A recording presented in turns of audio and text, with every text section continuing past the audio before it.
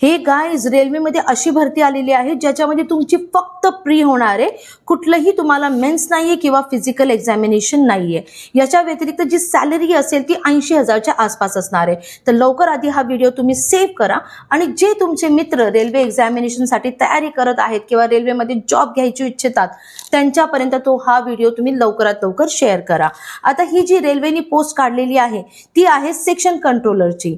याच्यामध्ये जो age limit असणार आहे तो 18 ते 33 वर्षाचा असणार आहे। शिवाय याच्यामध्ये सगळे ग्रॅज्युएट कॅन्डिडेट अप्लाय करू शकतात आणि याच्यामध्ये जसं मी तुम्हाला बोलले सॅलरी ही 80,000च्या आसपास असणार आहे। याची जी फॉर्म डेट आहे, जी फॉर्म आपल्याला भरायची डेट आहे ती आय थिंक 15 सप्टेंबरच्या आसपास याची डेट निघणार आहे। लास्ट डेट याची 14 ऑक्टोबर आहे।